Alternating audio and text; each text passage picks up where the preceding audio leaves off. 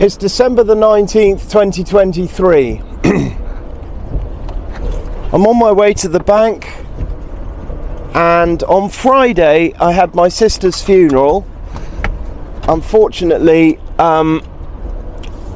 she succumbed to suicide. She'd been trying it all year and finally managed it, and hanged herself last month.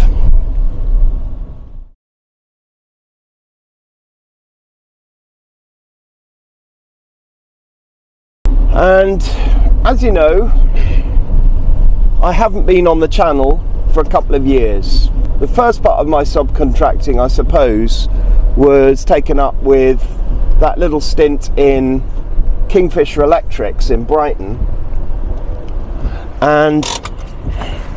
and that was the last time that really I was able to get my own content, that it wasn't without its complications.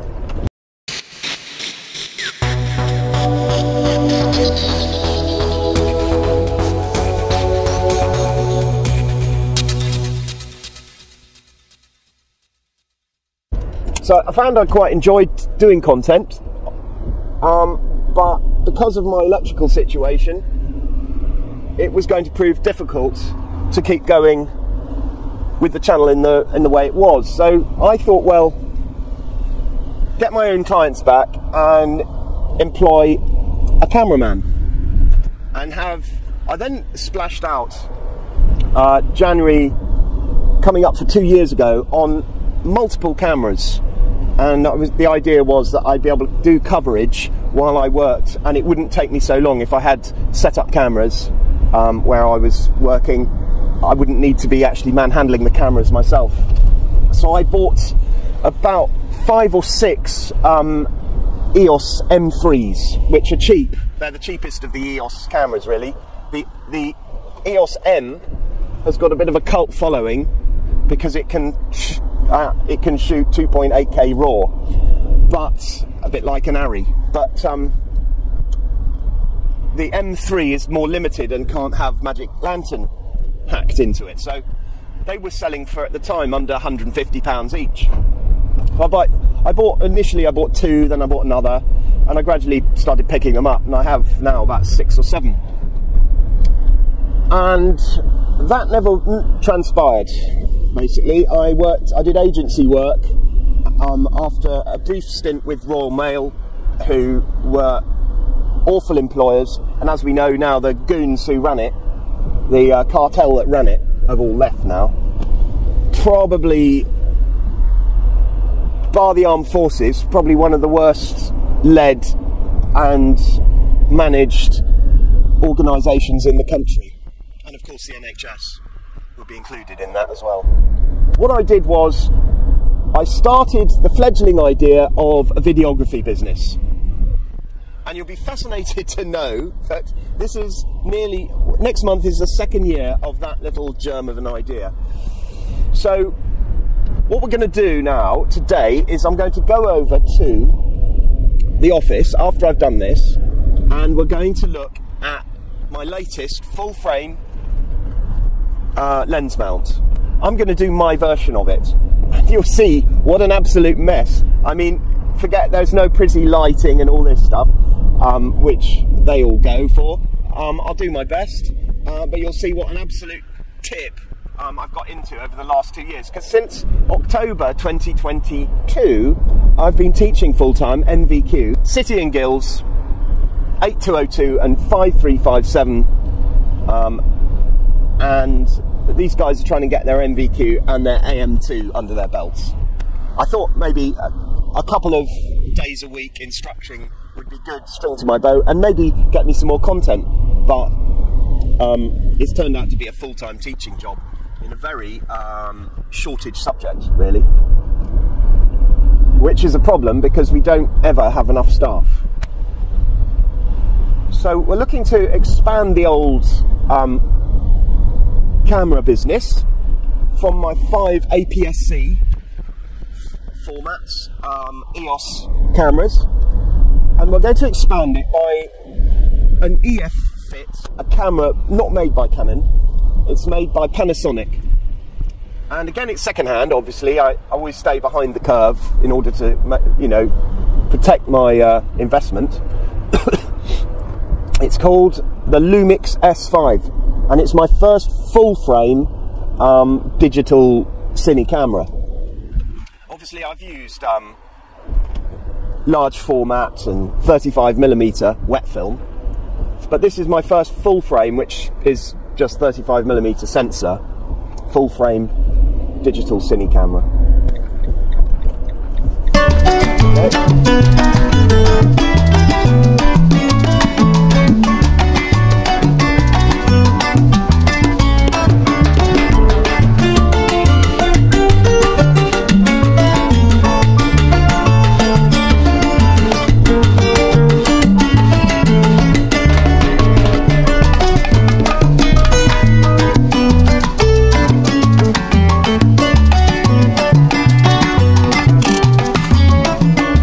Right, well, here we go. I'll show you into the workshop now.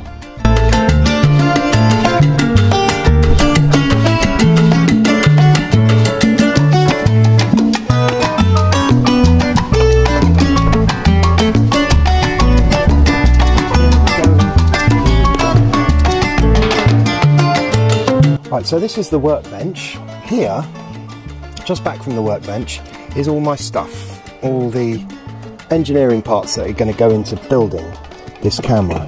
So first thing I'll do is show you the type of build that I've been using up to now.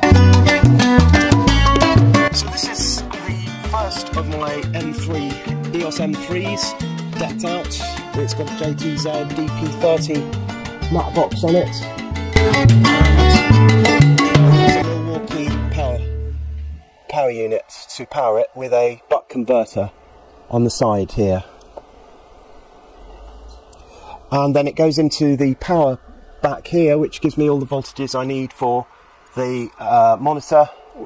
I think some is 14 volts, some is 12 volts, some is 8.4 or 7.4 volts, I can't remember which. And then it's manual focus. I don't have any autofocus lenses, they don't work very well, so it's manual focus here with a pull focus, or follow focus as we call it. Follow focus control, which I think that's just a Fotga one. I do like the tilter mini focus. I've got a couple of them over here. They come in those boxes that you can see there, those little boxes. And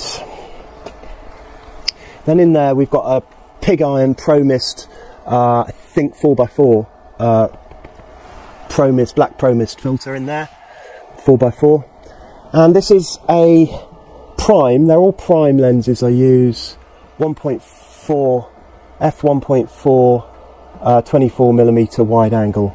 The other one of these has a 50mm art lens on it, a Sigma 1.4 art lens, which is actually autofocus, but which I'm going to sell now because I don't need the autofocus, and I've got manual lens for it now, so someone else can enjoy the autofocus on it. The autofocus doesn't really work very well on these M3s due to the autofocus system that they've got on them, which is dual pixel, I think.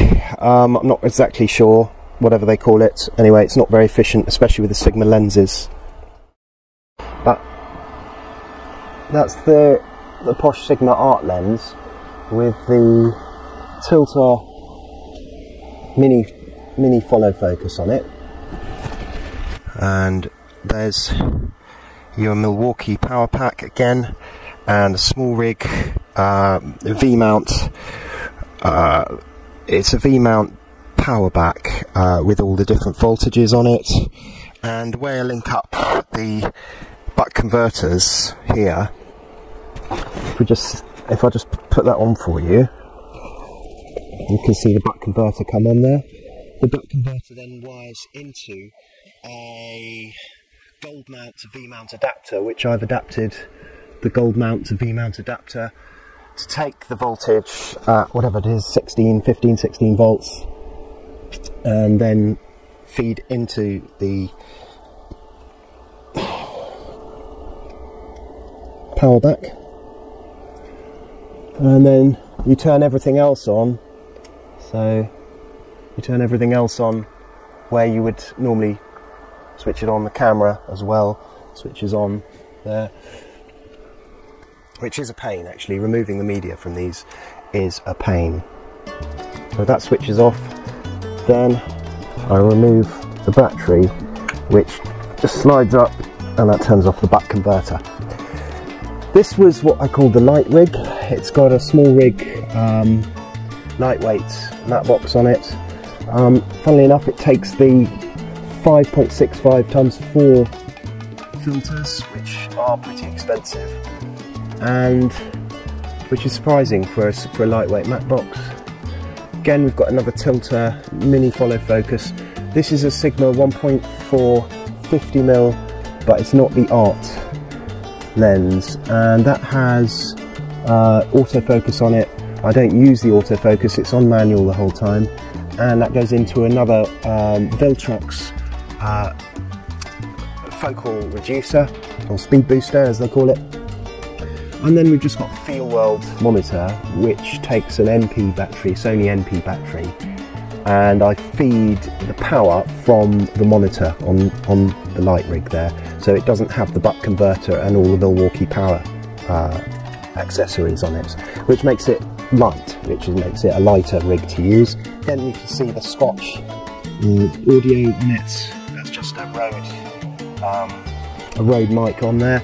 I've got these Movu shotgun mics on the others, a scratch audio, and as I say, I normally use a radio mic set on, I was going to say tampons, what are they called? The Tascam DR60Ds.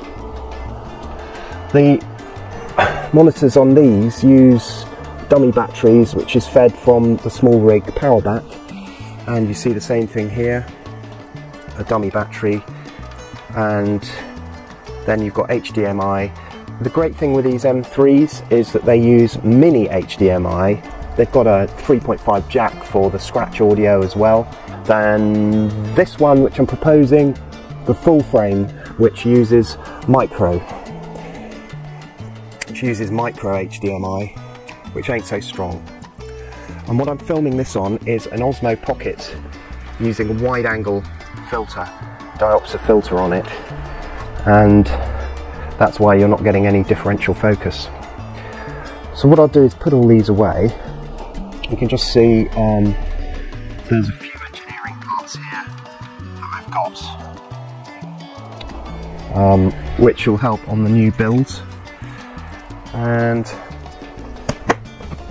in here, quite a lot of junk in here to use up on a new build. Here are some stabilizers, some camera stabilizers, which I use with the Steadicam rigs. That was the one I used to use on my electrical content, and these are the ones that I use on these big cameras.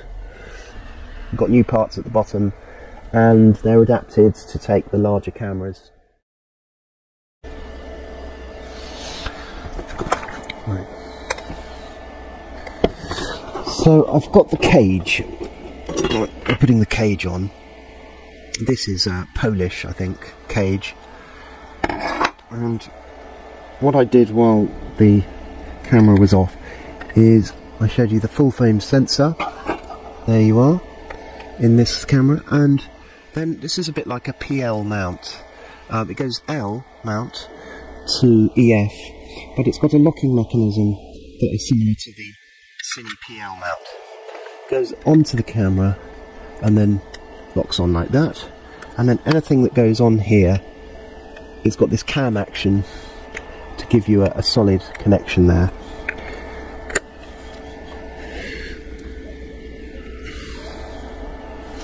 Okay, and it's anti-clockwise as you look at the front to tighten that up using 2 screws. Put that onto here. We can do that. There we go. And what I do intend to do is to fit a, because this has a 4:3 sensor and it can de-squeeze in camera, I'm going to fit a I was going to say apochromatic, an anamorphic lens on here with a 1.8 squeeze. However, I don't have one, but I do have a 35mm Cine lens here, which is the Korean Rokinon lens. That, or into the adapter, you don't then swivel it. Instead, you swivel the cam locks, and that creates a very strong connection. I've got a 77mm variable ND filter here. If I put that right down to minimum there, I'm not going to be able to get to the ND side of it when it's in the matte box, but just for now, to protect it, that's what we'll put on, the ND filter. So there's the follow focus done. Quite a big one here, so from 0.3 to 0.7 to 1 meter, and then 3 meters to infinity is like that, which isn't ideal for a Cine lens. Okay, so this is the only follow focus I have left in the workshop. It's this one. It's a Fotga or Fogta. It's very, very big and clunky. Now, there's quite a bit of movement between the matte box and the rest of the build. So what we need to do now is to put a lens support underneath. We just happen to have one. Again, it's not a particularly nice one, but it's not nice because it needs to take the whole of this off in order to get it on. We've got this all ready, and we're going to go onto the camera now.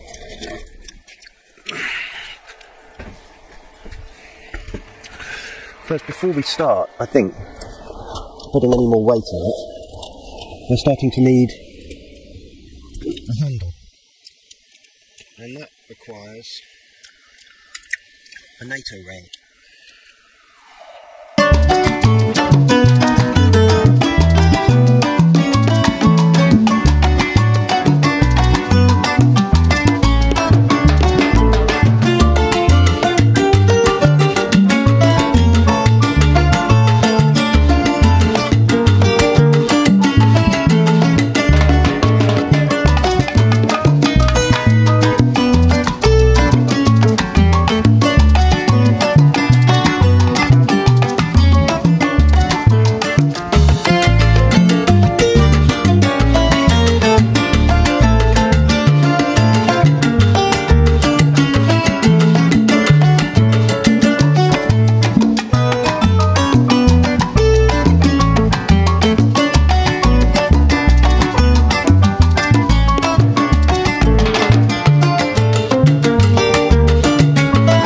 Battery holder. If I disconnect it by pressing that in, you see the small rig power back.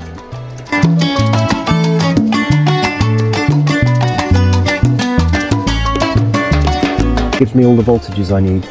So for now, I'm not going to use my Milwaukee adapter. I'm going to use the NP het box. I'm going to join the two together and put that on the back.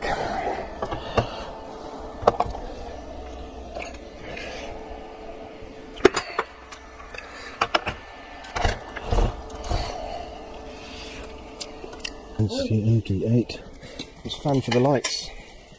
What? The lights have fan.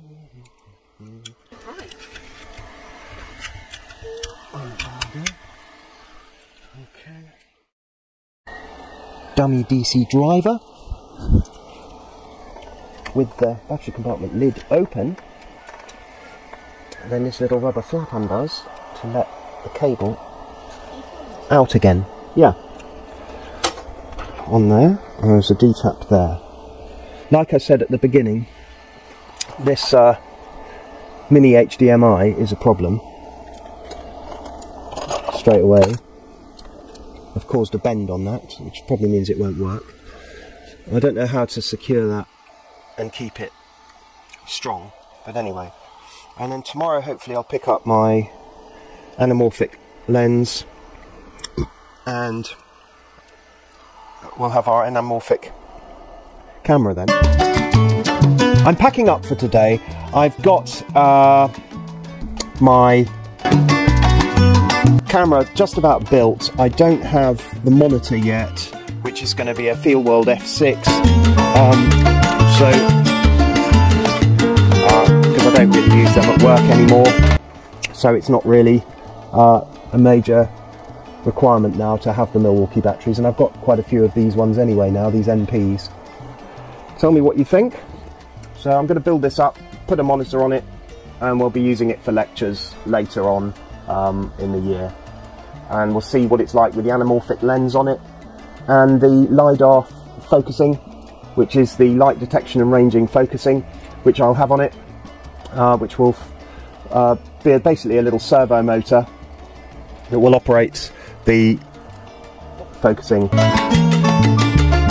I'm just going to head home. Thanks for tuning in, and hopefully see you soon.